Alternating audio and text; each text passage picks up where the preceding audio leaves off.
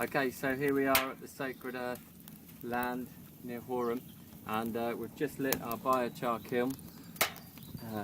As you can see here, what we've got here is in a brick kiln, we've got an oil drum which is containing the wood that we're going to make the biochar out of, and then we have a fire underneath which is cooking the wood. And I'm not sure if you can see, perhaps from here, you come around, you can see there's a metal pipe. If you come around this side, Owen, there's a metal pipe just here.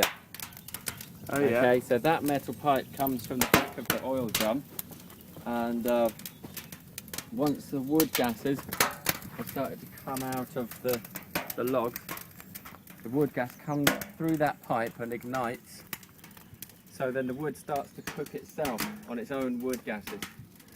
So once we get this up to a certain temperature, the wood gas can burn off, and we can leave it and come back the next day, come and collect our biochar, which looks like this. So here's biochar. Carbon. That's carbon, which is a porous structure, incredibly fine porous structure, which when put underground, put in soil, the microbes in the soil can colonize that structure and become really beneficial soil for plants that grow faster, bigger, juicier, more colourful. But it's also drought proof because it can hold the moisture. Now the other thing about this is that it's offsetting carbon. So the carbon dioxide that the plants take in during their lifetime is captured, and then we turn it into carbon. We put it straight under the ground. So we're taking carbon dioxide out of the atmosphere and getting it under the ground, which is one of the only carbon negative things we can actually do.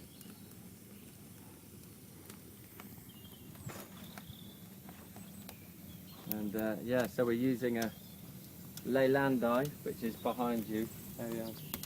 Owen, do you want to have a look at this? Yeah.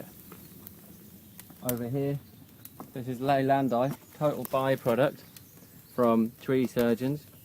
Not that great for firewood, but it's also good for biochar because it's a soft wood. It's got big cells in it, so it's not dense, so that all the microbes can colonise that. Underneath, we're using hornbeam from beyond the lake here. We've got a hornbeam coppice, overstood hornbeam coppice. So the wood for the fuel is coming straight from there. That wood would otherwise be used as firewood, or if it's just left to rot down in the forest, the carbon from that return to carbon dioxide and go back. So that would go up as carbon dioxide anyway. So what we're doing is we're getting this carbon, putting it down underground. And now if you come over here, this is where we're putting the biochar, ready to start growing.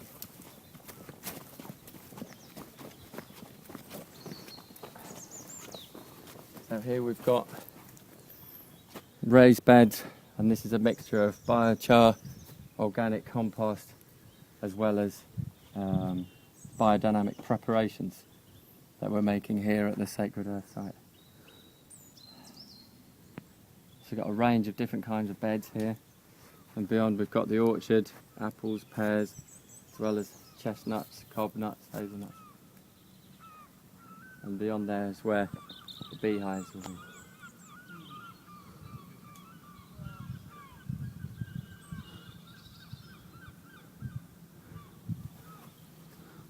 It's alright, isn't it? Yeah, What a day for it. it's happening. We're doing it Whee! right here.